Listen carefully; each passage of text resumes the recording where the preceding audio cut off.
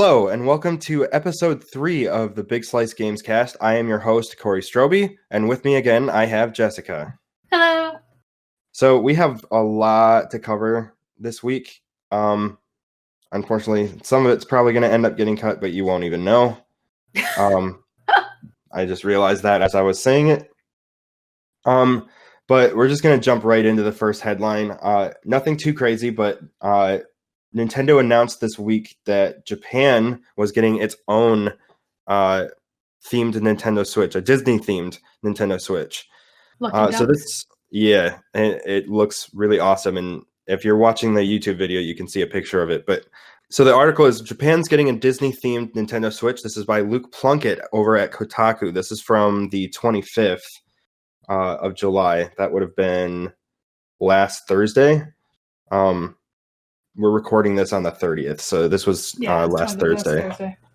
So it says, on October 10th, Nintendo will be releasing this very Japan-only Nintendo Switch model, which is covered in images and logos from Disney's Tsum Tsum line. There's a game called Tsum Tsum Festival that this whole thing is centered around, and the bundle includes this software, along with some DLC for the game. But more interesting is the custom Switch hardware. In addition to a Tsum Tsum-themed dock, there are also Tsum Tsum Joy-Cons with Mickey Mouse's ears popping out of the home button. If you don't know what Tsum Tsums are, I'm not too familiar with them, but I have a student at the music store that I work at that liked them a lot. So he brought a couple in, or he had some in his pocket or something. So he showed me during a lesson, and they were kind of cute. they're like these. Yeah, they're like the cute little stuffed animals, right? Yeah, they're like kind of shaped. Yeah, they look like adorable little collectibles. Yeah, I used to see them a lot at GameStop. Really? Mm-hmm. I guess I don't know if they still have them there, but yeah, they had a whole bunch. Like there was Mickey Mouse, Minnie Mouse. I believe they had like Winnie the Pooh, like Tigger, Donald, and whatever Donald's side chick is. Daisy. What's her name? Daisy. Daisy, duh. Okay. Yeah, Daisy Duck. Yeah. Whatever his side piece is of that week. Side piece. He's in a committed they had a whole bunch of them. They're all in committed relationships. Yeah, except for Goofy. But, Goofy has a son, so... So he was at one point. Yeah. I think she died. Is that canon? That's a pretty dark canon for Disney. Of course, Disney does. I think so, if you watch the Goofy movie. Pretty sure it's like... That's true. Like kind of like, it's not like mentioned, but it's like implied, I think. Yeah. But anyway, yeah, so this new Switch, it's I'll pull up a picture of it for me to be able to describe it, but I can describe it. It's super adorable. Yeah, it's that's it. Yeah, it's like a purple and pink, but it's very Disney purple and pink. That's the best way that I can describe it. But the home button has little Mickey Mouse ears, and I think that's adorable. Well, there's like little hearts and like polka dots and Mickey Mouse, like kind of like they're not etchings, but like it's kind of like decorated with like polka dots and spades and diamonds and all that kind of stuff. Something that stood out to me, though, is this Nintendo Switch would be bundled with the Tsum Tsum game. The Switch Lite, the Pokemon one, isn't coming with Pokemon. Mm-hmm. So I'm kind of confused. Why would they bundle it with this game? Why would they make a bundle for this, but not for one of their biggest franchises? I mean, it's only going to Japan, so I don't know if that makes a difference or not. That's true. Like they have to worry about less bundles in a way. Yeah, maybe. Yeah, because Japan is a lot smaller than the US. I mean, still a lot of people, but yeah. Yeah, it's still a pretty populated area. Plus, I think the Tsum Tsums are a lot more popular in Japan than they are in the United States. So I think that Switch also would be a lot more popular out there. So it's like, okay, well, we might as well bundle the game with the Switch because they're going to get it anyway. Why not just jump the price up a little bit or give them a discount so that more people will buy it? Which, I mean, yeah, I guess, I don't know. It still seems like a missed opportunity to me to not bundle one of the Pokemon games with the Pokemon Switch like they did with this one. Maybe it might be the deal that they have with the Pokemon company because that's still technically their property. Yeah. Which it could be Game Freak that like just maybe doesn't want to do it. Yeah, Game Freak. Which I thought there was some news about Game Freak being bought by Nintendo. Maybe that's not. Maybe I'm just imagining that, but I thought there was some news a while back saying that they're a part of Nintendo. I mean, they're partnered. Oh well, here's an article from. This is recent. This was at the beginning of the month. Okay, no, they're not. They're not owned by Nintendo. Yeah, I didn't think so. No, it doesn't. It doesn't say anything about that. But yeah, I didn't think so because with Pokemon Go, like Nintendo's got nothing to do with that. That's Niantic and Game Freak. So yeah, that's true. Pokemon Go isn't by Nintendo at all. Yeah. Yes, I mean this Disney Switch I wish would come to America because I might or might not buy that. I mean, I feel like you might have the opportunity to buy it anyway, right? I mean, wasn't there a Game Boy or a DS at one point that was Japan only and you could still purchase it? I mean, it was expensive, but yeah, because you have to. I'm not really sure if it's Japan only. Odds are it's going to come with a default. It's going to come, in Japanese. Like the box is going to be all Japanese. The default language for the Switch, I'm sure, will be Japanese. So like if it pops up and says choose a language, it's going to say it in Japanese, but you'd be able to pick out what it's saying because you'll see one word in English that just says English. Right. So yeah, it's things that could be easily fixed. So it's not like a big deal. I don't know if you can actually do that. You probably. I don't see why not. It's not like people from Japan can't buy a Switch now and switch it to Japanese. Right, but I mean the Switch is being sold worldwide, where this one's going to be Japan only. I don't know. So that might be a little bit different. Learn Japanese. So I'm not really sure how that would work. I guess we'll find out around October 10th when it actually releases. And if you're not sure what Tsum Tsums are, I'll have the wiki page up for that, which is basically just a fan site detailing them. They're just like adorable little. I don't even know how to describe them. They're like little pocket babies, stuffed animals. Yeah, that's pretty much what they are. And they have like animations and stuff on like YouTube and stuff. I think they originally air on Disney XD. Is that still a thing? Or Disney Kids? XD might have actually, if it was still a thing, it might be ending because of the whole Disney Plus, but yeah, it's a whole separate thing. Disney Junior, the Disney Junior channel. Oh, okay. So it's like a little kids show, but I watched one episode or one short, and they're adorable. They're just like adorable little animations that have nothing to do with Disney canon. It's just a bunch of Disney characters doing Disney stuff.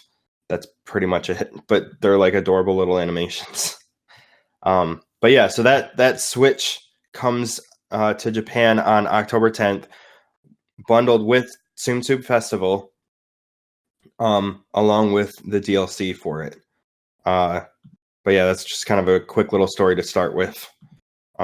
Yes. Did you have anything else to add to that? It's cute and I want one. And if I can't have one, I will Sharpie some Mickey Mouse ears onto my Joy-Con. You do that now and you can get yours early. Okay, so speaking of Nintendo, last week we talked about the Nintendo lawsuit and for the Joy-Con drift. Yeah, and I am not kidding, but about an hour after we were done recording, Nintendo released a statement on it. I don't even think it was an hour. I'm pretty sure you messaged me like 10 minutes. Could have been. Yeah, because I walked away from the computer to make lunch, and I pulled out my phone, and then at the top of my newsfeed, I see a Kotaku article. I think it was a Kotaku. I don't remember who it was, but immediately an article about Nintendo releasing a statement following the lawsuit. But this actually comes from Vice. Internal Nintendo memo instructs customer service to fix Joy-Con drift for free. This is by Patrick Klepek from Vice. This was from the 23rd. Yeah, so it would have been the day of our recording of last week's podcast. So it says, Nintendo's got a problem on its hands. It's called Joy-Con drift, an issue where the analog sticks on the Switch's detachable controllers called Joy-Cons begin moving things on the screen on their own. Following the huge response to a report by Kotaku, it's become enough of an issue that Nintendo recently told customer service representatives the company will no longer charge customers seeking Joy-Con repairs and refund those who have already paid, according to internal Nintendo documentation seen by Vice Games. Anonymous internal customer service rep said, quote, customers will no longer be requested to provide proof of purchase for Joy-Con repairs. Additionally, it is not necessary to confirm warranty status. If a customer requests a refund for a previously paid Joy-Con repair, confirm the prior repair, and then issue a refund. Customer support representatives at Nintendo have been advised, according to the documentation, to guide Switch owners complaining about Joy-Con drift through troubleshooting steps. But if that doesn't solve the issue, they're to issue a repair, quote, at no charge. Importantly, Nintendo is no longer seeking proof of purchase for said Joy-Cons or confirmation of an active warranty. Additionally, if someone previously paid for Joy-Con repairs, they can be issued a refund. They also detailed that a lot of the repairs were being pegged at the price of around $40, which is half the price for a new pair of Joy-Cons. Because I think a new pair is roughly $80. Yeah, 70 or 80, yeah. Yeah. But the article continues, says, Kotaku's report sparked an enormous response, with many others revealing that they'd run into similar issues. This prompted a vague response from Nintendo, saying it took great pride in quote, great pride in creating quality products, and we are continually making improvements to them. A line specifically echoed in their own internal documentation before pointing people towards the company's official support website. Yeah, and then a class action lawsuit related to the issue was filed last Friday as well. And this would have been the Friday before we recorded the podcast last week. So this was a fresh topic. But so the article kind of finishes out saying one section of the documentation includes stock answers to two common questions people might ask representatives related to Joy-Con drift. Whether it will be an issue with the upcoming Switch Lite hardware revision. They said, quote, we expect our hardware to perform as designed, which is pretty vague. And what to make of the class action lawsuit. Quote, we have nothing to announce on this topic, which is pretty normal. They don't want to say anything too much before dealing with the issue first. But it says nowhere in the document does Nintendo acknowledge there is a fault with the Joy-Cons, only saying that they are aware of recent reports. And because of the huge attention it's received, the company was anticipating more people would be asking Nintendo question. And the article goes on to mention Microsoft's Xbox 360 Red Ring of Death hardware issue, which this kind of parallels, but Nintendo at a time. Yeah, and Nintendo is actually being a little bit more transparent about this than Microsoft was back then. Oh yeah. Because back then, what I said last week too. Nintendo to me isn't a company that's gonna, screw with you. I figured they were gonna get this fixed, and do it well. Yeah, and relatively quickly. Because I don't remember if I actually got the red. I'm pretty sure we ended up getting a bricked Xbox 360, so we ended up with the Red Ring of Death at some point. But I think it was almost a year a year or two of Xbox 360's release that they finally made a recall saying that there was a problem with the battery or a problem with the power source in the Xbox or something, or with the with something that ends up like I should have looked this up. I forgot what the Red Ring of Death actually was, but I think it was a software thing. I never actually had the problem, luckily, but I remember it was all over like Facebook and probably Twitter, but I didn't use Twitter back then. But it was all over Facebook. Like there were so many people that were like, "Oh, got the Red Ring of Death!" Like they were either super angry or they just were like, "Well, I'm one of them." Yeah, because it happened to us before we ended up just getting the new Xbox 360 model, the HD one. Mm-hmm. God, remember when HD was a whole new thing? Oh my gosh, that was that's right. 720 to 1080. Yeah, from 720 to 1080. That was just HD. And anyway, that's how times have changed. So okay, so the Xbox 360, I pulled up the Wikipedia page. I have no idea how accurate this is or not. But it says the Xbox 360 video game console is subject to a number of technical problems and failures that can render it unusable. However, many of the issues can be identified by a series of glowing red lights flashing on the face of the console. The three flashing red lights, nicknamed the Red Ring of Death or the RROD, I never called it that, being the most infamous. It doesn't actually detail, at least that I can see. I'm not going to try and go through all this, but basically it tagged it as a general hardware failure. So something was wrong with the console.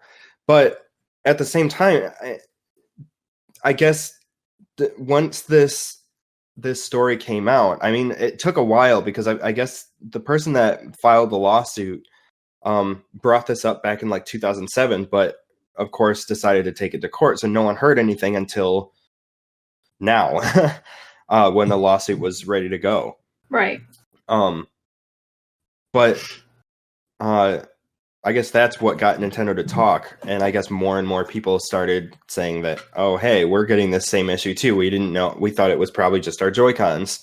But I mean, it is a Joy-Con issue, but at the same time, it's like Nintendo, I feel like, is being a little bit more transparent and trying to fix this a lot better than Microsoft did back in the Red Ring of Death days. Mm-hmm. I think eventually Microsoft just made a recall on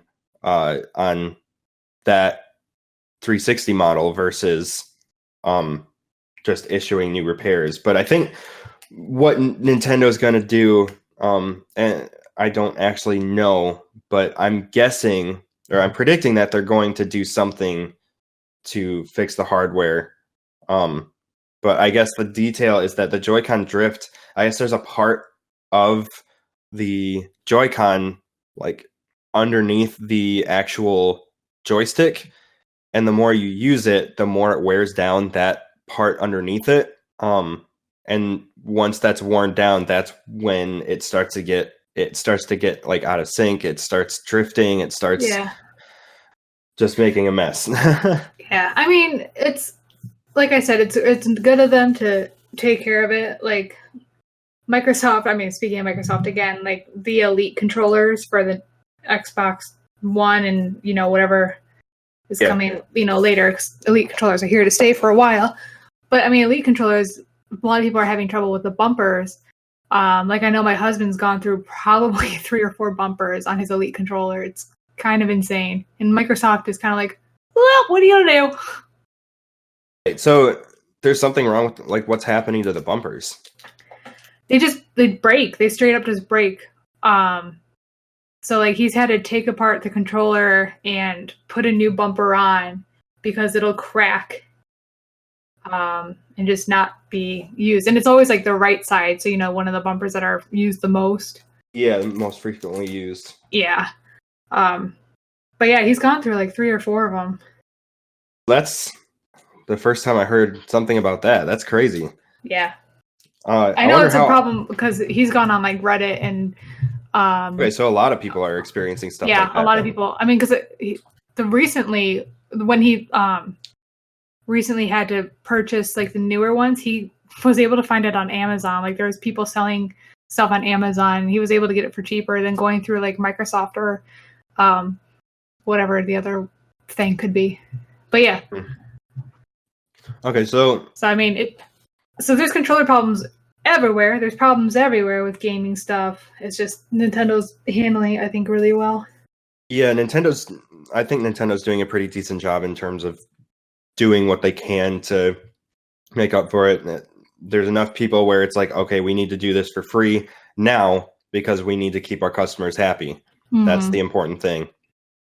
But yeah, that came from an anonymous source from inside Nintendo, and I guess they were prompted to do that for free, which is good on Nintendo's part. I think that's going to ultimately, I think that'll save them money in the long run. Yeah, plus, I mean, with the new Switches coming out, with the new Switch family, they'll fix whatever the problem is, and the new Joy-Cons, I'm sure, won't have any issue at all. Right, that's going to be something that they'll be able to look at now. Even if the console launch gets delayed because of it, but if it does, at least we're going to know why, because it's probably going to have to do with the Joy-Cons. I don't think it will. I think they've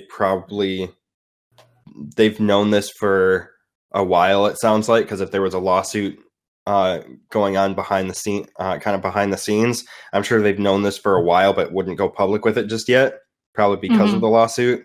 They would probably advise by their team of lawyers to not speak about it publicly until that starts to. Yeah, not until they have to. Yeah. Which now they have to. But yeah, I mean, so Nintendo is doing something about it. So if you do have a Joy-Con issue, follow the link that I have in the show notes. As long as if I know where it is, I'll find it. So you can go to that link to, if you have a problem with your Joy-Con, then go to that, and that'll help you get it fixed. Yeah, I don't really have anything else on that. Nope. All right, moving on. Harry Potter Wizards Unite's first month revenue lags far behind Pokemon Go, which is, I think, kind of expected. But So this is by Matthew Handrahan from GamesIndustry.biz. This is from the 24th. This would have been Wednesday. Yeah, last Wednesday. The article starts off just saying Niantic's Harry Potter Wizards Unite earned $12 million in its first month, according to estimates from Sensor Tower. However, while that is more than any other mobile game in the location-based AR category, it is still very far short of Niantic's previous release, Pokemon Go. Mm-hmm. Sensor Tower's estimate, it's just wait until you hear the numbers. So Sensor Tower's estimate for Pokemon Go's launch month revenue is around $300 million, almost 30 times the amount earned by Wizards Unite in the same period of time. Harry Potter is also far behind in terms of downloads, with 15 million compared to Pokemon Go's 182 million. Holy Jesus. Yeah. The new game is still ahead of other similar mobile games, such as Ludia's Jurassic World Alive and Next Game's The Walking Dead Our World. Wizards Unite had more than double the downloads of Jurassic World Alive, which had 6.5 million, but it was only slightly ahead of that game's $10.3 million first month revenue. While Harry Potter is a more popular brand than Pokemon overall, Wizards Unite has not caught fire in the way Pokemon did. When we spoke to Niantic's John Hank earlier this year, he pointed out the broad appeal of Harry Potter. So in that interview, I have a quote from that interview from earlier in the year. So this is an interview from, let me get the date, actually.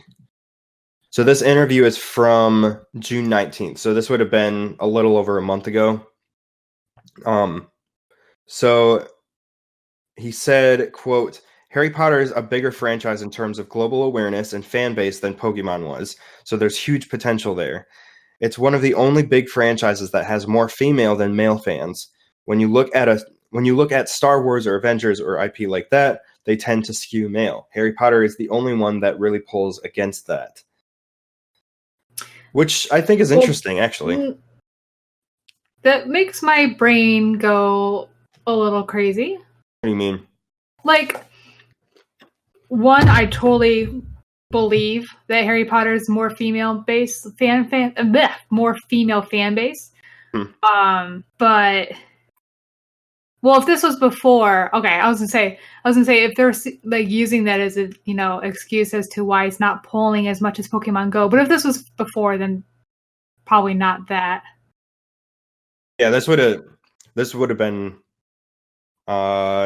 a month before its actual release. I was gonna say, like, if you're blaming the women for your game not doing as well, like, come at me, brah. Or no. Wait, when did Harry Potter Wizards Unite launch? Yeah. It was recent. Oh, it was June 21st. So this would have been just a little over a week before its release. Is when he said that. I honestly think when it comes to the audience with it being more female than male, I think that's irrelevant to the game sales. It's really going to depend on the game. The thing is like Pokemon Go, like I was, like most people were day one, which was I think July 6th of last year. Yeah. That's so sad that's on top of my head, but there we go.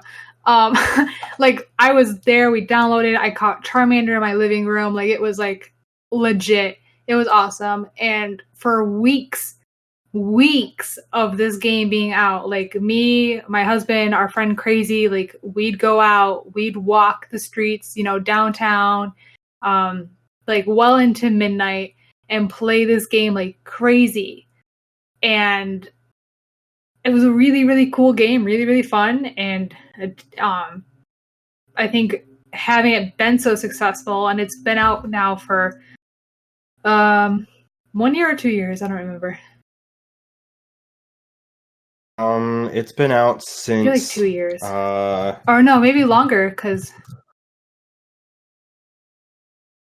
came out July 6th, 2016. Okay. So it just turned 3. So it's been out for 3 years now. Yeah. I mean, it has been dying for a little bit, just because, I mean, it kind of gets grindy after a while, I think. But yeah, well, the thing with Pokemon Go as well is I think that had the thing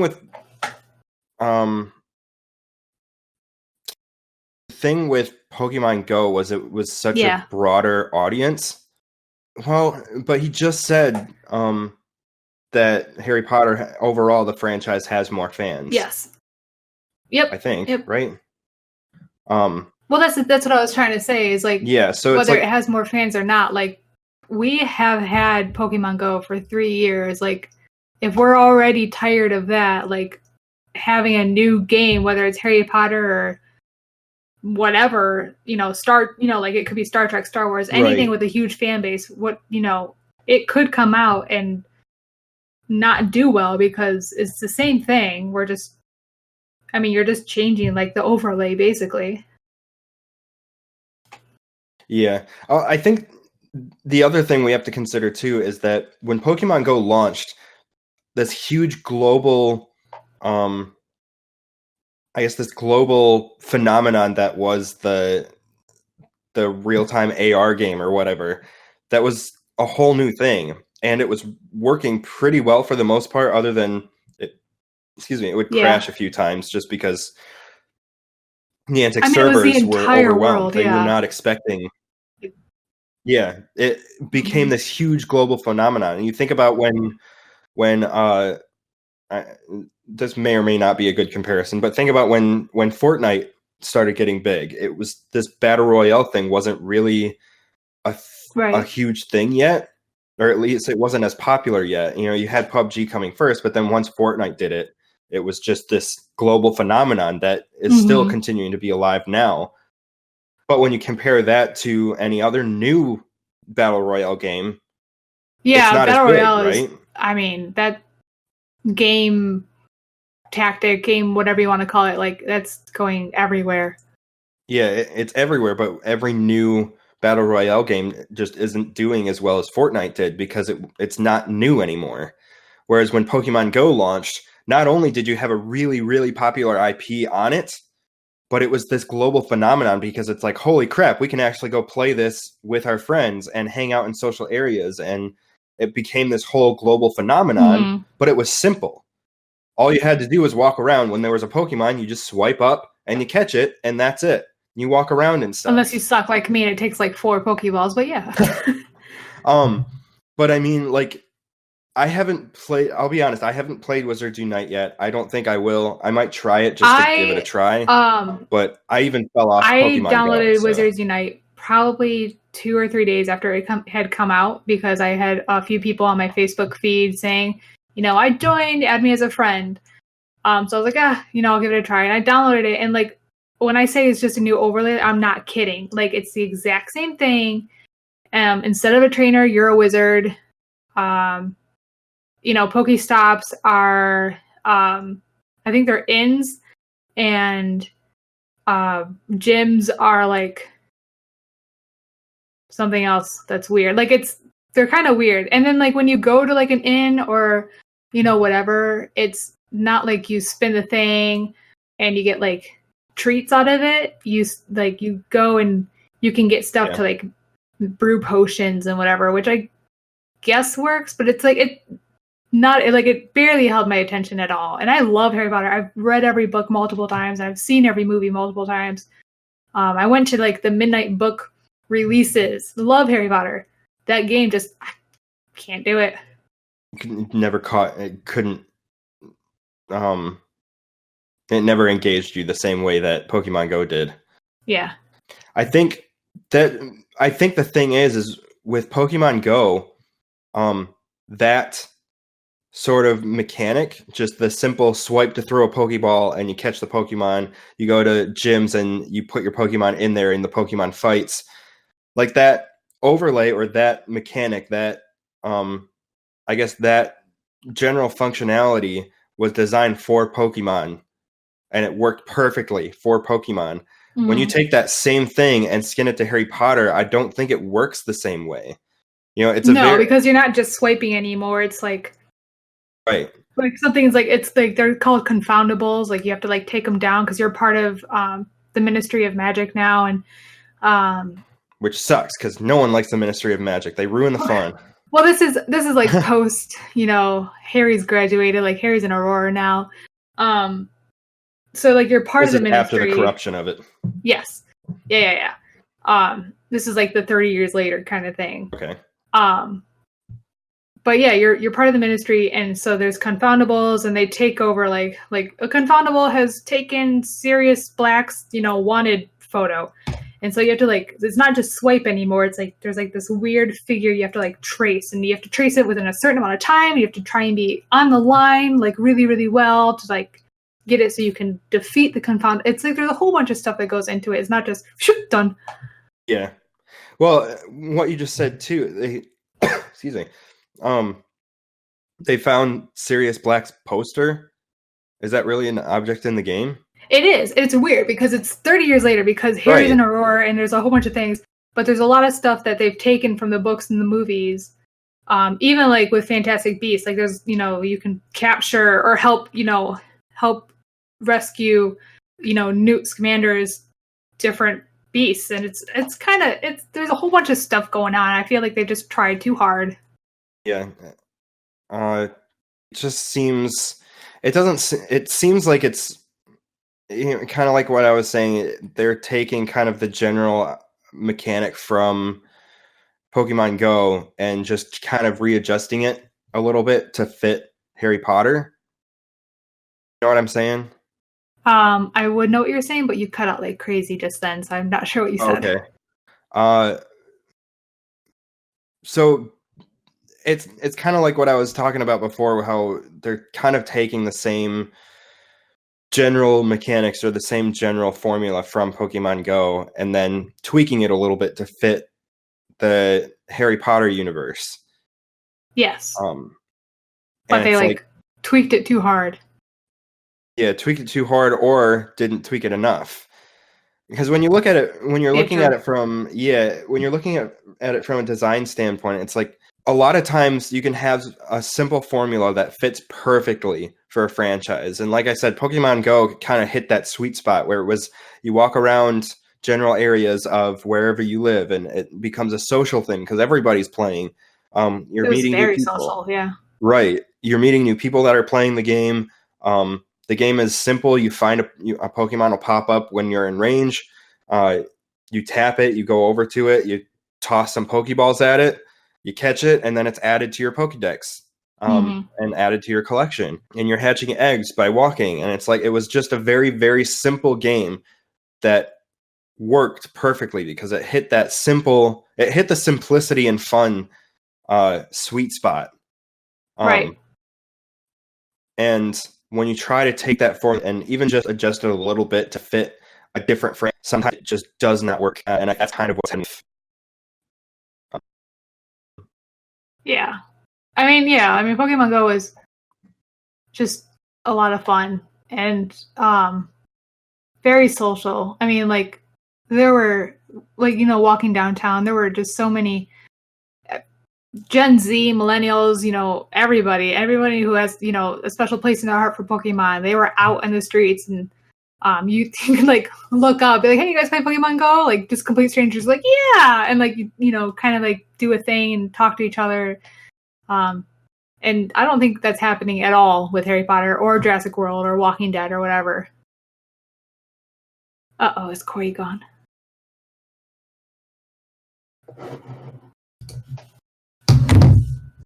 Uh-oh. Corey Stroby has walked away. This is now the Jessica Show. Did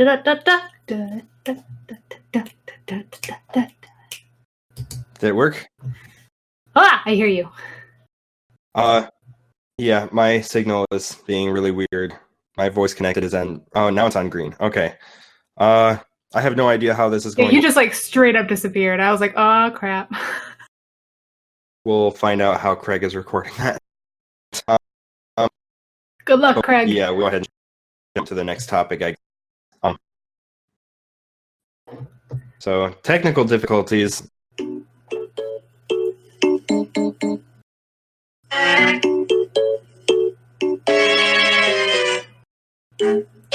Okay, there we go. Oh my god. Okay. That's my hold music. Okay, so I'm back, and the first thing I heard was that Me Room theme. So this article comes from gamesindustry.biz. Fair warning, this is a little bit more explicit than what I normally put in the podcast. I am going to bleep a couple of these words out because they are highly offensive, and I'd rather not have them just because the podcast is under a non-explicit agreement. So I am going to bleep a couple of these words out because it's not a lot. It's just one specific quote, but it does get a little explicit in here. So just a fair warning. So the article says, for many, finding success as a professional game developer is a dream, one that few people will ever experience. Vlambeer co-founder Rami Ismail and PUBG creator Brendan Greene are both living that dream. But in a conversation at Game Lab last month, they made it clear that all success comes at a cost. Ismail interviewed Greene on stage at Game Lab, the Spanish developer conference, in a candid conversation that tackled some of the darker aspects of attaining what so many developers aspire to: visibility, influence, and large numbers of people engaging with your games. At its peak, for example, PlayerUnknown's Battlegrounds had more than 3 million concurrent players, but at that level of attention often brings toxicity as well as passion. And this is a direct quote from Brendan Greene, and fair warning, this is where it gets a little explicit. He said, quote, "Everyone likes to have an opinion. I've been told that they hope my daughter gets raped, that they hope I burn to death and die slowly. This is from public Facebook profiles with their picture there. There's some guy who wants to be a web developer and he has a design business and he's calling me a fat on Twitter. It's crazy the hate I receive. I just have to ignore it. I'm very careful about what I share online, and generally all of my details are pretty locked up. I don't get the thinking behind it. Why are people doing this? Why do you think this is okay? Ismail added, I once got a photo of my front door direct message to me anonymously. That was not great. That's insane. Yeah. We'll talk about it a little bit more, but this is kind of an extensive article, but I tried to break it down a little bit. Yeah. But it goes on to say very often that toxicity stems from a real problem, a delayed update, perhaps, or a bug that needs to be fixed. But that frustration isn't always articulated in a helpful way. As Greene explained, the feedback his team at PUBG Corporation receives can amount to little more than, fix my game, asshole. These are only words, he stressed, but it can be difficult to respond in a positive way to such a negative comments. So Greene continued on saying, quote, when we were redesigning Erangel, I don't know how to pronounce that. Oh, I don't know. I don't play PUBG. Someone can correct me. Erangel, the setting of PUBG, there was a leak of a map with a lot more compounds. This was one of our test maps that we were using internally, and the internet went wild. Quote, you've ruined Erangel. You've no idea what you're doing. You're f***ing terrible designers. The design team really took it to heart, and that kills me. I have some friends on the DayZ dev team, and it's the same. They work their heart out on the game and then just get hit in the nuts constantly. There's more quotes continuing the conversation, but a lot of it kind of, I'll quote one specifically that kind of goes into a little bit more on the development side, but let me find it really quick. It's in here somewhere. I just can't believe that there are people that are such, jerks, evil. Like there's no, it's really hard to like use good words for these people.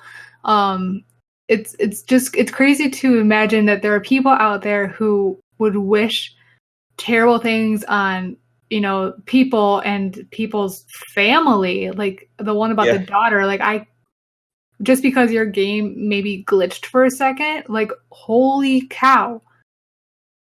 That's insane. Well, this kind of goes into what we talked about too when we brought up the whole thing with Sean Murray and Hello Games. What he was talking about in terms of communicating with your audience, they got just as much toxicity. He would get direct messages, and by he I mean Sean Murray from Hello Games, from the topic that we talked about a couple weeks ago. Yeah, the first week. Last week, I think. Was it the first? I don't know. We talked about it a previous week. But it's like I genuinely don't understand why people get so upset to the point where, like, I get that you're upset that something's breaking. It's not supposed to be doing that, but you got to be a little patient and just report it. If there's a bug in your game, just say something politely, like, hey, I ran into this glitch and this is what I was doing when it happened. And it's like, just explain the problem by just explaining the problem. You don't need to go out and words. Yeah, like use nice, kind words that grandma would be proud of. Yeah. It's just like, I understand being fed up with something, like when we talked about Sean Murray, how we brought up Anthem and how that kind of went to when it first came out. But I never once had the thought of finding a dev's house and sending them the front door in DM, being like, what up, sucker, I know where you live. Like, plus that what kind of person are you when you have that kind of thought? I would consider that to be someone who is genuinely mentally unstable. And by that I mean like literally clinically unstable. If you go absolutely, if your anger over a bug in a game, what it is? It's the same people who like get out of their cars during road rage and start attacking the other car. That's exactly what it is. I get road rage, believe me. I swear like a sailor sometimes when I'm, when someone cuts me off or whatever. But like, Geez, Louis, I don't know. I can't fathom it. I don't like it. Yeah, especially the daughter thing. That one kills me inside. That's gonna be like just a bunch of on Twitter. Well, I'm gonna have to bleep that out now too. I keep forgetting that. Yeah, if I have to use nice words, so do you, man. Yeah, I know. That one slipped out. But anyway, people going on Twitter and talking like that. I mean, stuff like that is what you're going to see on stuff like Twitter or Reddit, and it's like there's people that are going to use that language and those kind of threats, but it's like they're empty threats. What are they really going to do? That's just them venting their anger in an extremely toxic way that they need to clean that up. But to send a direct message of someone's front door to indicate that you know where they live, that is incredibly threatening, and that can get you arrested. Don't do that. Right, for real. Get help. People don't think. And like get help on people go not thinking. Like just go talk to somebody, man. Stop it. But like get some help. Anyway, like I think it just stems from like people just don't understand, or they don't want to understand the work that goes into something. And this can go for a lot of services. Yeah, like they the world now, we have everything instantly, like games, or you can shop online and have it delivered the next day. There's so many things that you can have like right now. And when people have something that's broken or needs to be fixed in, whatever way, it's glitchy. Like if it's not fixed right now, they're livid. Yeah. I don't know if that's just everyone becoming so accustomed to everything being right at their fingertips and being that fast. We keep hearing people talking about, like gamers talking about, oh, back in 10 years ago the game came completed, or the game came you paid one price for the game and that was it. And it's like, yeah, that means that if there was a glitch in the game, you're stuck with it. They can't do anything to fix it. But at the same time, it's like, yeah, I get that, but yeah, you have to understand that AAA games back then could be made like if we're talking Nintendo 64 days, could be made with easily under 100 people because the games weren't as big. No, exactly. And most games now, and like most games that came completed, weren't online based open world games either. You had 64 games that were all local. You played everything locally. They didn't have networking issues as any problems. It also meant that they couldn't fix anything remotely. Everything had to be everything had to be done before it shipped. Yeah, if there was a glitch in your game, I mean, that was it. That was your cartridge. You had to go buy a new cartridge. Well, even if there was something wrong with the cartridge, then yeah, you can replace the cartridge. But if it's a software issue, every cartridge is going to have that. So, for example, I can't think of a bug off the top of my head, but I know there's a couple of issues in a few 64 games that have to do with just like, oh, you fall through the world, and it's like, all right, well. Oh, like Super Mario 64, I'm pretty sure was had a whole bunch of those. Well, actually, a lot of those games did that. They would exploit for world records. So like any percentage completion for speed running. If you can figure out the glitch. But yeah, there's a glitch in Mario 64 that I would mess around with, but I think it was on the second floor in the stairway. There's a way you can jump through the wall to get up the stairs. I don't remember exactly where it was, but you could jump through the wall and it gets you into the staircase or whatever. I think I remember that, yeah. But anyway, just I'm kind of at a loss for words. This is ridiculous. It is. Just the amount of people that react this way. I don't get it. Like, what is wrong? Well, it's crazy.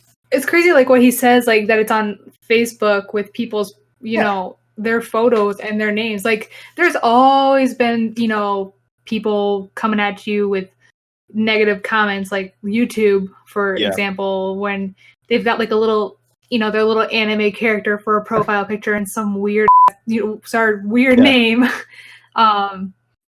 Like, and they, you know, they'll comment some mean thing, but like they're hiding behind their computer. These people, while technically, yes, are hiding behind their computer, aren't really hiding because you can see everything on their Facebook. Right. And that's insane. Like, you know, the cops can be called, right, buddy? Yeah. Yeah, especially when if that person that sent, was it Rami? I don't know if I'm pronouncing his name right. That said, he got a picture of his front door. Yeah. Rami Ismail, I once got a photo of my front door, direct message to me anonymously. That's insane. That is incredibly threatening. And that is straight up like, he could have called the police and that person could have been arrested. They could trace that. Right. If it was sent to like them, they're not really thinking about what they're doing when they do they're that. Just like, thinking impulsively. If he has a family, like the family's now freaked out. Like, you know, wife and kids are going to stay somewhere now because they don't want to get hurt. Like, you got to protect the family.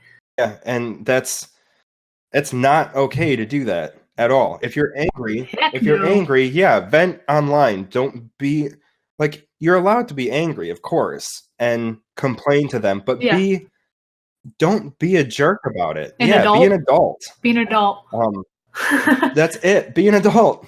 Give critical feedback. Don't, you know, you threatening them isn't going to help the developers at all. Yeah. That's essentially useless feedback.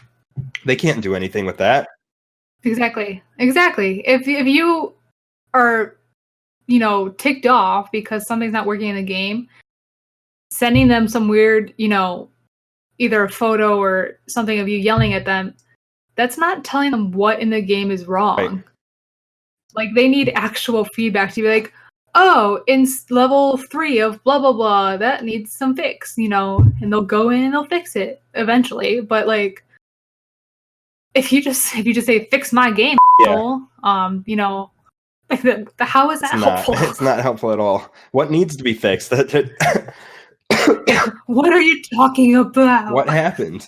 But yeah, the article kind of continues to talk a little bit about where some of the toxic kind of comes from. So to kind of continue with the article, it says, Ismail said that toxic behavior seems to be based on the belief that developers are lazy. The fact that there are problems with the game is taken as evidence that the people making it aren't working hard enough or simply don't care. The opposite is true, however. Making games is so challenging, he explained, that even constant, diligent effort can't eradicate every single problem. Then Greene responds to that, quote, I get asked all the time why many early access games fail. And it's not because we're lazy or we're trying to rip people off. It's because you find a problem that you can't solve, and then the budget runs out. This meant that Greene's team was receiving a huge amount of feedback, some of it as toxic and reactionary as the examples given above, and some of it simply not useful in terms of making PUBG better. However much the players believe their suggestions would improve the experience. So Greene wraps that up by saying, quote, there's feedback of wanting the game to be better for them, and there's feedback of wanting the game to be better for everyone. For us, yes, we listen to the criticism, but sometimes we'll just go ahead and ignore it because we have our vision for what we want the game to be. I got asked a question at GDC. Who owns the game? Is it me or is it the community? And it's me. You enjoy playing the game and we love your feedback, but ultimately it has to be our vision. You really have to be careful about dealing with that feedback and ensuring that the vision stays relatively pure. Amen. Yeah. And as, you know, someone who's trying to get into the industry myself and someone who closely follows, you know, the development cycle and just development in general, he's right. Nobody who plays the game, no gamer, when you go out and you buy a game disc, you're not buying the game itself. You don't own the game. You own a software license to use it. You have to remember that games are still software, and when you're buying a game, it's the same as buying, you know, Microsoft Office. You don't own Microsoft Office. You have a license to use it, just like you have a license to use the software that is that game. So you can't go around saying you own the game, it's your property, because it's not. It's the developer's property or the publisher's property. And the same software laws apply to a game as they do something like Microsoft Office or any of the Adobe softwares. Software is software, and games are considered software. It's an entertainment software, but it's software. Right. It's the same thing as a movie. You can't. There are certain laws, copyright laws. I don't own the Avengers. Right. I just own a license to watch it. And that's just going into the actual technicalities of it. No one actually says they own a license to use that so that they can watch the movie. You say, "Oh yeah, I own a copy of the movie," just because who's gonna actually describe the actual details of how that law works to explain? Yeah. Anyway, but yeah, it's not the community's game. It's the company's game. You're just allowed to play it because you paid for a license to play it, essentially. Right. And if they were to do something like, I mean, if you were to not have, that ability to keep the vision pure, and you were to try and make a game that satisfies everyone, guess what? You can't satisfy everyone. So if you were to make a game that does 10 different things because 10 different people like something, that doesn't mean that all 10 are going to like it. Right. Like 8 people are going to like it and 2 people aren't, kind of thing. Like, no matter what you do, someone's going to hate it. So just do what's in your vision and make the game that you want to make. People will love it and some people won't. Yeah, exactly. But I thought that was a lot of really good insight. I'm gonna try and find that actual talk because I'm sure it's on the internet somewhere. Again, there is some explicit words in there just because of how toxic the community got with those 2 developers specifically. But I'll try and see if I can find a video. If I can't, then you won't find it in the description or the description. Yeah, the description or the show notes. But anyway, yeah, if I can find it, then I'll put it in the show notes so that you can watch it. But again, it's going to have somewhat explicit content, so just be aware of that. You've been warned. NSFW. Yeah. Yeah, definitely. I'm not sure how much time we still have, but we'll keep recording. Unless do you have to be anywhere anytime soon? Nope. Okay. We'll keep recording. If it ends up too long, then I'll cut one of these topics out, I'm sure. The less important ones or any of them that weren't as interesting. But moving on to the next topic, Microsoft invests $1 billion in OpenAI. This is from an article at gamesindustry.biz again, from Brendan Sinclair. And this is a short one, but it says, OpenAI announced last Monday that it is accepting $1 billion in investment from Microsoft as it pursues its goal of creating artificial general intelligence. OpenAI Chief Technology Officer Greg Brockman, in a blog announcing partnership, said, quote, OpenAI is producing a sequence of increasingly powerful AI technologies, which requires a lot of capital for computational power. The most obvious way to cover costs is to build a product, but that would mean changing our focus. Instead, we intend to license some of our pre-AGI technologies, with Microsoft becoming our preferred partner for commercializing them. As it builds toward artificial and general intelligence, OpenAI has been tackling smaller, more narrowly defined AI problems along the way. Some of those have been in games where the company used machine learning to create a team of AI agents that beat Dota 2 world champions Team OG in 2 straight matches earlier this year. So that last quote is the reason why I picked this, because I think it says a lot about what we could do with AI in games in the future. Mm-hmm.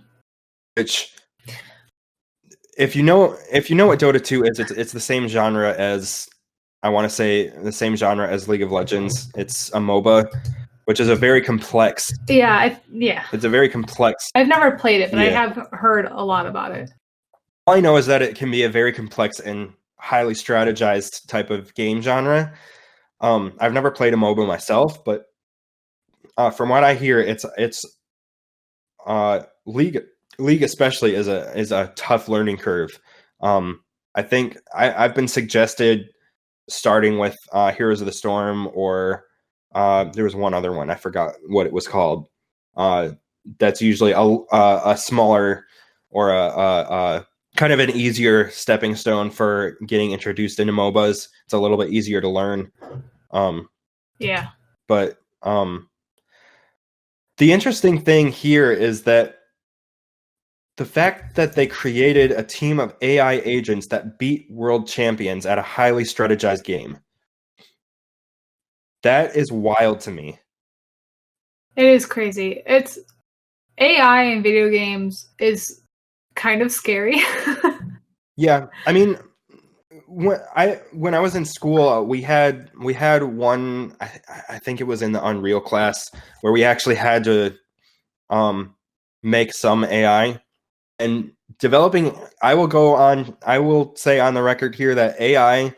Well, I guess it's going to be on the record. This is recorded, so but. Developing AI isn't as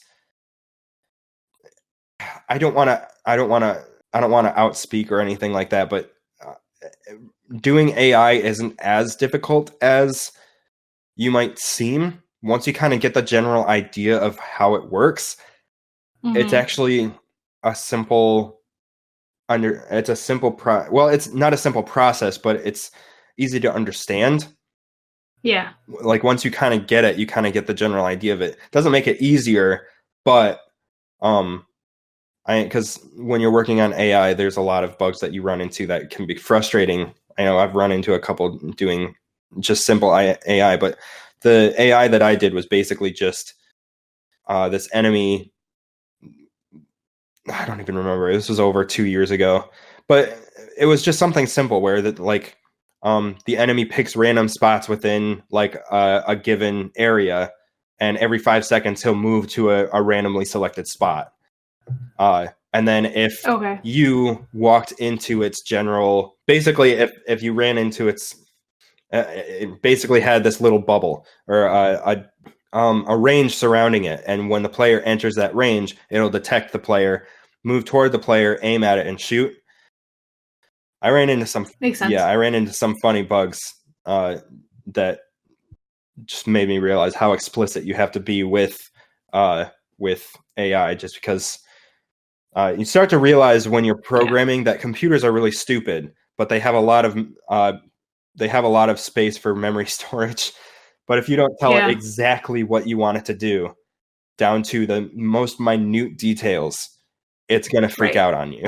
Right. Yeah. Well, because I had a roommate at one point who was going to school for coding, and so he had to basically he had to code the robot to make a grilled cheese sandwich, which you ask someone to make a grilled cheese sandwich and it's you're gonna you don't really think about the process, but when you're coding something to do it, it's move to the cupboard, open cupboard, grab bread, take bread, all that kind of stuff, every single detail. Yeah. And that's always kind of what I think of. But AI in video games, like I said, I haven't played Dota, but I have had my eye on Hello Neighbor. Have you seen that? Yeah. So that terrifies me because the AI neighbor, it will learn what you're doing to try and get into the house, and it will take that information and prevent you from getting inside the house, or use it to kill you. I'm assuming. I haven't played the game, but it looks kind of terrifying that it's learning your different tactics and being the player's patterns. Yeah, that's insane to me. I can't imagine. I feel like my anxiety level will just shoot up playing that game. How are you learning all this? Well, basically what's going to happen is it's going to store and record each time the player gets caught. Excuse me.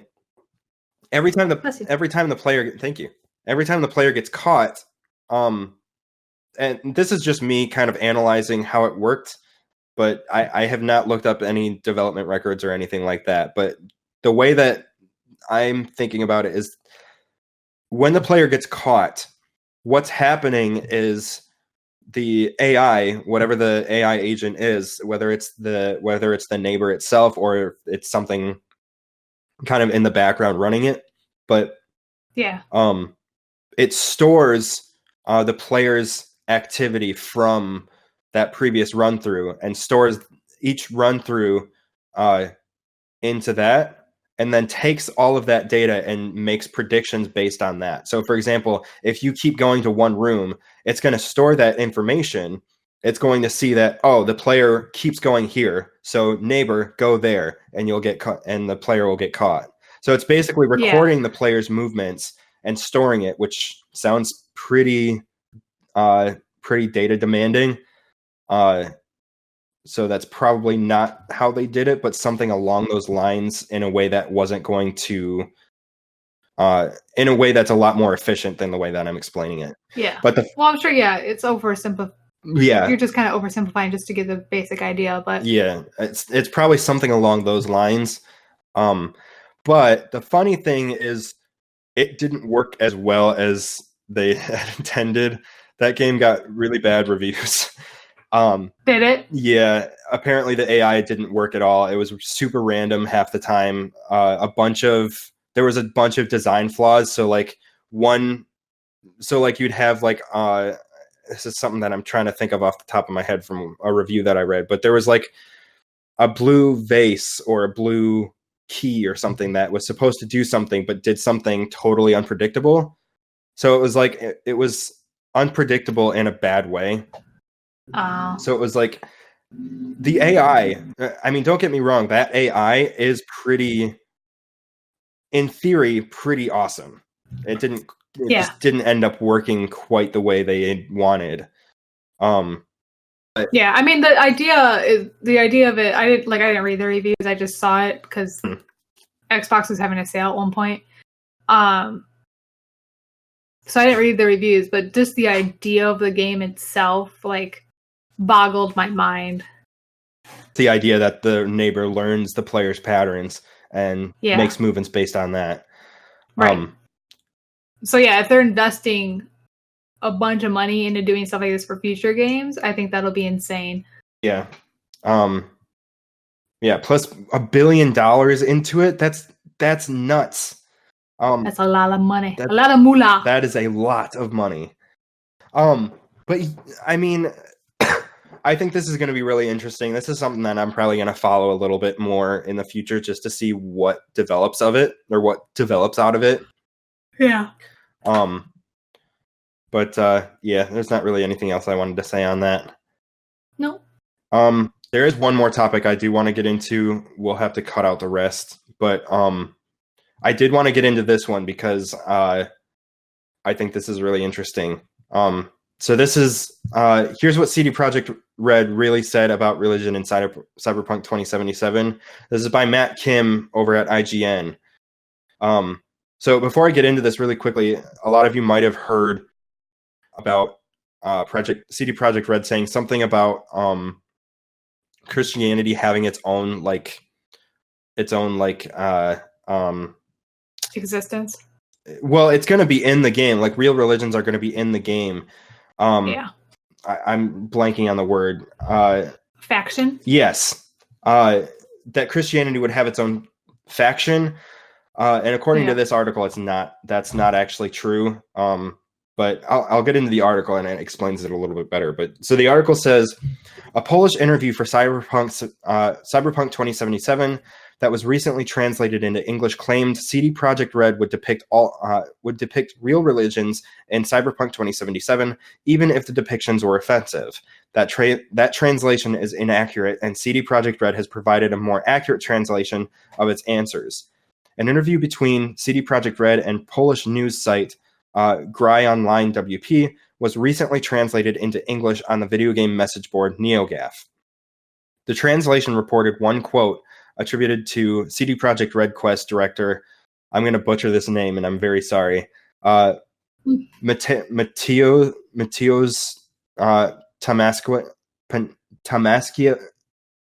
Tomaskiewicz. I'm very sorry if I butchered your name. Tomaskiewicz? Something like that? Skias? maybe someone can correct my pronunciation of that. The translation reported one quote attributed to CD Projekt Red Quest director that said CD Projekt Red, quote, will not avoid any subject, even if they may offend the sensitivity of some. This included subjects like Christianity, which the translation claimed would have its own in-game faction. IGN reached out to get a more accurate translation, and it reads as follows. So Greene Online said, you mentioned religion. Does it still exist in the cyberpunk world? CD Projekt Red responds, yes, and in many forms. As I mentioned, our vision is somehow based on the real world, and religion is a very important part of the latter, society-wise. In our game, we're going to see, for example, Christianity and its different branches, or religions from the East. Greene Online says, sounds controversial. Someone will enter a church to cause havoc. CD Projekt Red responds, we do not want to avoid religion as a topic. Authenticity of the world is what counts for us. Technically, the situation you mentioned is possible, but this is all about the choices made by the player. We won't encourage the player to do so. In our quests, which involve religious themes, we make sure there's no disrespect. Basically, what they're saying here is that there's never going to be a quest that requires you to go in and shoot up a church or anything. Right. Obviously, because that's an incredibly controversial thing. I think that'd be the dumbest thing to possibly do. Don't make a quest doing that, because that's going to cause a lot more controversy than just having that as an option. Right. Just like there was a story a few years ago about GTA getting a little bit of backlash because a player could go up, hire a prostitute, and then kill her, and then take all of her money. But that's that's GTA. At the same time, yeah, it's GTA, but of course that's going to be an option because the player has free reign. But at the same time, there is no quest in that game that requires you or encourages you to go kill a prostitute and steal her money. Because if a quest had you do that, imagine the controversy that would come out all over the news. It's a lot safer just to avoid making that a quest. Yes, it's an option, but the game is not going to encourage you to do it. Right, exactly. But it's kind of the same thing here. CD Projekt Red did not mention an in-game Christian faction, nor did the developers claim they would offend any particular group. Instead, CD Projekt Red explains that religion will be present in Cyberpunk 2077 like it does in the real world. And while players are free to explore religion in the game as they choose, quests that involve religion will be designed to avoid any disrespect. So players should expect to encounter real-world religions in Cyberpunk 2077. And while what you choose to do in the game is up to you, CD Projekt Red will not intentionally include storylines in the game that could offend members of a particular religious group. So, I mean, there's religion in all shapes and forms in a lot of games. Like, isn't there some sort of religion aspect in like Assassin's Creed? And well, that's a good point. Like, even Legend of Zelda, like, especially with, Breath of the Wild, where you go and pray to these statues. Like, there's always some sort of religious aspect. It's just, the dummies who are out there that do dumb stuff. Like, it's not the game development or the game company saying, quote unquote, like this religion, insert religion here, is dumb, let's bash them. They're just saying it exists. That's all. Right. And it's the dummies that are in the real world and the video game world that, are dumb. Yeah. Yeah, but you brought up that good point when it comes to Assassin's Creed, especially back in, I think it was Assassin's Creed 2. No, it would have been Assassin's Creed. No, it would have been Assassin's Creed 2. The last boss is literally the Pope. Right. I think that you have to put that one in perspective first, because the idea was that it's based on actual historical events where Robert or no, what was his name? Oh, Borgia. I do not know. Something Borgia. The Borgias were a real family of corrupt. They were kind of corrupt politicians, and of course, he took the throne. Or the throne. It's not a throne. He basically took over the Vatican by becoming the Pope himself in order to rule. In order to have that power, and that was an actual story, not an actual story, an actual event. He was essentially corrupting Christianity back in, what year was it? Some early 1500s, very early 1500s, and that was actually the Borgia family actually influenced, was kind of a bigger influence on the Game of Thrones series. The Lannisters are based off the Borgias.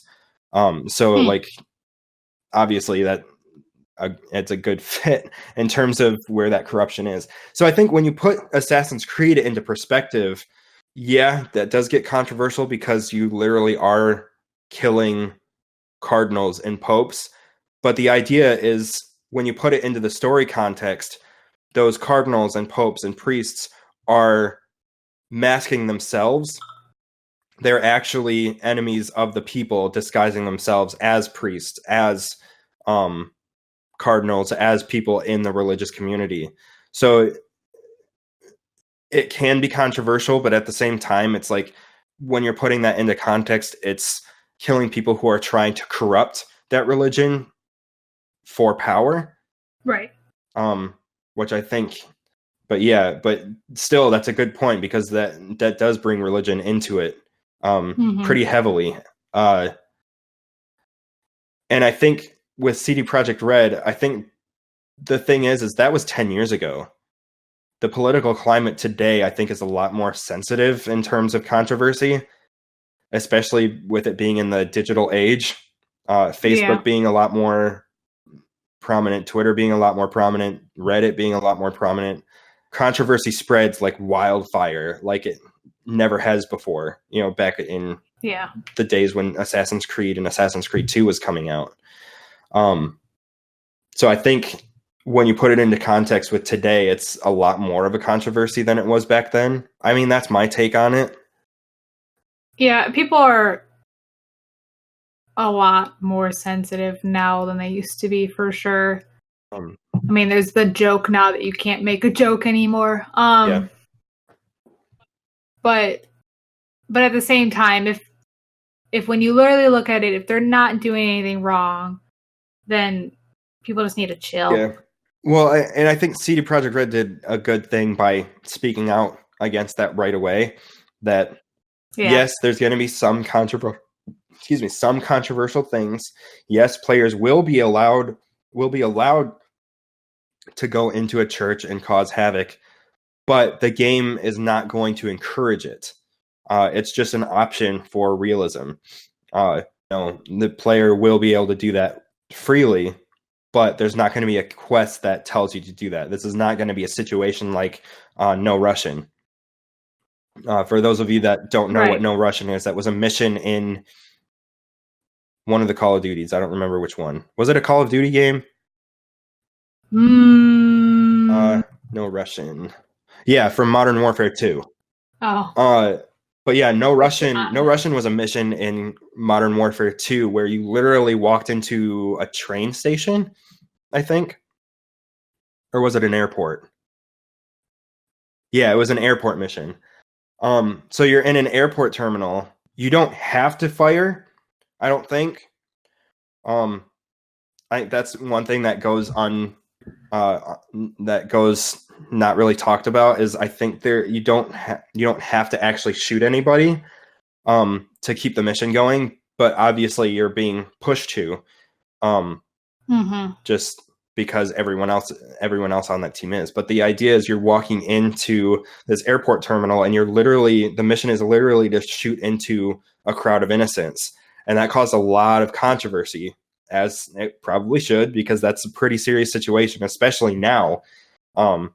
Especially after 9/11 and stuff like that. Yeah, because Modern Warfare 2 was well after that, 2009.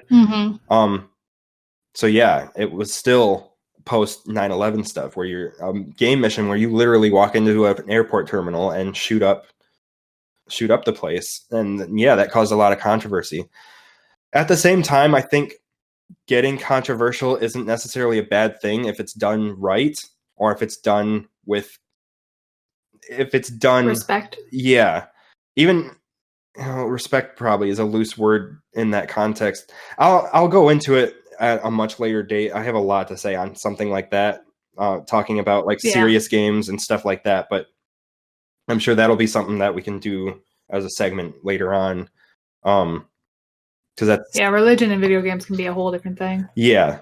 Because at the same time, whether you're a religious person or not, I consider myself to be let's not go into that. Yeah. I'm not gonna label whatever I am. But I will say that I'm not necessarily a very religious person in general, but I'm not gonna go into that as a topic. But at the same time, when you're putting a real religion in a game, I think CD Projekt Red is doing the right thing by they don't want to be disrespectful toward any religion, but they do want to be realistic about those religions. And Christianity being one of them. But I mean, that's going to be a much more serious topic later on, I guess. We'll see what happens, because this is like one of my most anticipated games. For I think it's next year it's coming out. Yes. I don't remember if they actually announced the release date yet. Yeah, April 16th, 2020. So it comes out next second quarter of next year. Keanu Reeves. Yeah, that's going to be interesting. Yeah, that Keanu Reeves being in that game is certainly going to be interesting, because I guess he's a more prominent character. He's essentially your character's conscience. Keanu Reeves can be my conscience any day. I mean, if he was anybody's conscience, that person's just going to be like one of the best people in the world. The dude's like, and they'll love puppies. Yeah, humanity doesn't deserve Keanu Reeves. No. But yeah, I mean, in terms of what CD Projekt Red said, they don't want to be disrespectful, but they are going to have that in there. And there will be some storylines that do involve those religions. It'll be interesting to see how that actually turns out. Is that a game that you're looking forward to too? Yeah. Yeah, we've been watching that for a while, so yeah, so we're excited. I think that's going to be a game that we'll probably end up talking about in detail once it comes out and we're playing it. Oh yeah. We'll probably have a breakdown of it. We'll do like a spoiler cast or something in the future. But yeah, that's kind of all I wanted to say on that. I think that's a good topic to end on. I had a couple other topics to talk about, but we've been recording for a while now, so we'll probably end it there. Which is too bad, because the gambling one was good, but all right. Yeah, I did want to get into that, but we'll probably save that. I'm sure that's going to be talked about a little bit more over the next couple of weeks, because that is a fairly new, that kind of blew up just over the weekend pretty much. Yeah. So I'm sure we'll bring that up next week. I'll kind of put a pin in it, and we'll talk about it a little bit more next week. Or we'll talk about it at all next week. But yeah. What have you been playing, I guess? I didn't really know I did actually hit up GTA 5 over the weekend because of the gambling thing, the casino. So I played a little bit of that, and I played episode 2 of Life is Strange, and yep, that one still hurts a lot. And episode 2 is pretty wild. We'll have to talk. We'll have to talk about Minecraft. We'll have to have like an actual Life is Strange segment where we go through each of the series and what we decided, like our choices and stuff. So if any, which part hurt my soul the most? I have a lot to talk about with that. But we'll probably do like a some kind of special edition podcast where we just talk about Life is Strange. I know someone mentioned on Twitter doing like, because we went into that. Doing Kingdom Hearts, I think. Yeah, right? they mentioned that they'd love to hear us talk about Kingdom Hearts like in depth and character growth and character arcs and like going through our take on the series as an entirety. And it's like, oh my god, that would be fun. But that's gonna shout out to Ode to the RPG too for giving us attention on Twitter. Yeah, I forgot to write them down. I wasn't really thinking about that. Thankfully, you did. But yeah, that's what happens when you run a business. You just think of those things. Yeah, I've never run a business before, so so you were on top of that. So thank you. You're welcome. Thanks, Ode to RPG. Yes, thank you for the attention on Twitter. You are awesome. But yeah, if anyone listening has any suggestions on like our take on any game, like on any new games or whatever, I think that would be kind of an interesting topic for us to go over. But yeah, that'd be a fun podcast for sure. Yeah, I'm sure it would end up being kind of a long one. I don't think it will end up on Spotify. I'm thinking this one might not end up on Spotify. Spotify has an 80-minute limit on podcasts, which is kind of dumb. But well, you could always cut out something just for Spotify. Yeah, or just not have this episode on Spotify and just announce saying, "Hey, this one's a little long." I don't know. I'll figure it out. If it's not on, I mean, it's on iTunes. So, I mean, if you don't have iTunes, I'm sorry for Android users. It'll be on YouTube. It's on iTunes. It's on Spotify. It's on SoundCloud is where the RSS feed is. So you can directly download from there. So there's places where you can listen to it. But oh shizzle. Yeah, I played a couple things this weekend actually. I was working mostly on the podcast and getting it up on YouTube and getting that all settled. But I played a little bit more Assassin's Creed Odyssey. I was playing more of the DLC stuff, which is really great. If you haven't played the DLC, I highly suggest it. It's more Assassin's Creed Odyssey, which you can't go wrong there. And I started playing Ape Out. Have you ever heard of that game? Ape Out? No. Yeah. So it's this top-down, it's a really, really interesting top-down perspective game where you're playing a gorilla breaking out of some test facility, and the whole game is just you grabbing military people and throwing them at the wall. But the interesting thing is all of the audio is based on freeform jazz. And I don't know how... What? Yes. So it's like you break out, and every time you punch an enemy, it's like freeform drums and like small. It's just, you have to look it up. It's wild.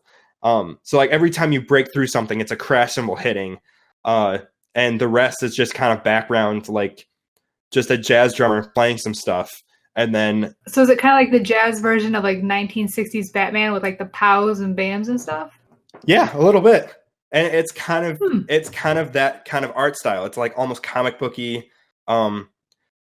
It's really, really interesting. If you know who Bennett Foddy is, if you've ever heard of no. Getting Over It, it's a game that kind of randomly popped up on YouTube everywhere. A bunch of YouTubers were playing it and freaking out over it, like getting really pissed off. Just because it's a very the thing with the guy in the barrel. Yes, that's it. Oh my god, that game is. I can't. I won't. I refuse. I won't play it. I refuse because I know I'm gonna freak out. But so Bennett Foddy worked on Ape Out. I think he was an artist on it. He might have done some of the sound design. I'm not sure exactly what his role was. I'd have to look it up. But actually, I could look it up right now. Bennett Foddy on Ape Out. So Bennett Foddy was one of the artists. And it's a very, very interesting art design. It's a cool game, but it's on Nintendo Switch, and it was on sale over the weekend, I think. But I bought it and started playing it. I watched Super Mega play through it. If you don't know who Super Mega is, they were the Game Grumps editors, but they've recently left to pursue doing Super Mega full time. and Greene and Grumps brought on a new editor, but yeah, they are really funny. And Ape Out I heard of the game through them, and it's really, really interesting. It's a really fun game, so I highly suggest playing it. I'm looking at the graphics of it now. It looks or just like images, and it looks interesting. Yeah, it's very interesting. I highly suggest it. But yeah, I got that on Switch. I'm also playing. I'm trying to get back into Ace Attorney because I've kind of taken a break from that, but I want to get back into that. But yeah, that's kind of the gist of what I've been playing. I've mostly been working on podcast stuff and just trying to get that all situated. So that's where most of my time has been going. Yeah, I mean, I didn't really get to play a lot of video this past week because my photography business right now is just insane. So probably this weekend too, because I have a wedding this weekend and next weekend. So probably not very many video game playing for me future-wise right now, but I'll get there eventually, which is good because it'll keep me from playing Life is Strange Episode 3. You gotta play it. The next episode comes out next month. I don't want to. Is it next month or is it September? August 22nd, I think. I have it written down in my calendar. I'm pretty sure. Because if the wait's not that long, I'll play it. But if there's a long wait between episode 3 and episode 4, I'm gonna. Yeah, Life is Strange hold off. 2 episode 4 comes out August 22nd. Oh, son of a nutcracker! All right, I might play it. Yeah, so I might play either next week or the week after. Yeah, episode 3 is kind of wild, so I highly suggest catching up. But yeah, I'm sure in the future we'll end up doing a big talk on Life is Strange. Probably once Life is Strange 2 is done, go through all of the series and just kind of talk about. My soul will be done. My soul will just die at that point, I'm sure. That'll be good. That game. But yeah, kills me. That one, and I played one other game. I don't remember what it was. I forgot what it was called. It was kind of weird. It's a small game. I forgot. It had something to do with being some wolf killing sheep in hell. What? Yeah, it was like Sheep in Hell or something. I have it on my Switch. Hang on. It's called Sheep in Hell, and it's just this little rogue. Not even a roguelike. It's just you have floors and you're going around killing sheep in hell, and that's it. It was like a $2 game, so I bought it. I had money on my Switch account, so I was like, all right, what the hell, I'll get it. And it's not bad. It's a good way to kill a few minutes. It's just kind of you don't really have to think about it. You're just dashing at sheep to kill them and moving around. So it's almost like a Flash game in its simplicity. So it's kind of a tiny time waster, pretty much. Yeah, nothing wrong with those. And it's not broken. It's polished. Like, it plays well. I mean, there's not a whole lot to it, but it's not a bad game. It's a nice game to have something on in the background with if you're just feeling like not playing something super engaging, but something to keep you busy. It's like the perfect game for that. Which I like those games every once in a while. If it's been a long day and I just want to sit down and play something mindless and simple, that game is like a perfect game for that. That's Minecraft for me. Yeah. Yeah, Sheep in Hell. Minecraft is my relaxing game. Just go in there, mine a little bit, maybe build something. Yeah. It's nice. The music in the background. And then I end up accidentally looking into an Enderman's eyes and I freak out. Yeah. Endermans are weird. I've never played. I watched more Minecraft videos than I actually played it. It's fun. I've gotten pretty good at building stuff. But yeah, that's kind of what I've been playing. I don't really have anything else to talk about, so we'll wrap up the podcast there. Cool. So, you can find me at Strobe Official. That's at STROBBE Official, all one word. You can find me on Twitter at that handle. You can find BigSlice Games at facebook.com/BigSliceGames. Also, you can email feedback to BigSliceGames at gmail.com. if you have questions or suggestions or anything like that. I'm also working on getting like an official Twitter page for BigSlice Games. I have the handle. I'm just working on getting the details and stuff on how I want to run the page, stuff like that. But if you follow me on Twitter, I have a tweet pinned to the top of my page that has all the links to where you can find the podcast over on Spotify, on iTunes, on YouTube, on SoundCloud. I think that's it. A lot of places. But yeah, so you can find me at those places. You can find BigSlice Games at those places. Jessica, where can they find you? You can find me on Twitter or Instagram. If you are looking at Twitter, I just changed my handle. It's Phoenix Lee JS. Phoenix, like the state, or not state, like the city in Arizona. So yeah, Phoenix Lee JS, or you can find me on Instagram at JL Boone, Boone photography, and all that good stuff. Yeah, just send us some DMs and or mention us on Twitter if you want to get a shout out, or if you want to try and give us a cool direction to go with like our next podcast. Yeah, or if there's like specific topics that anyone wants to hear us talk about, then I can throw it into, because right now all I'm doing is just kind of going through like my games industry. Gamesindustry.biz. I get daily emails from them with a bunch of articles going on for that day.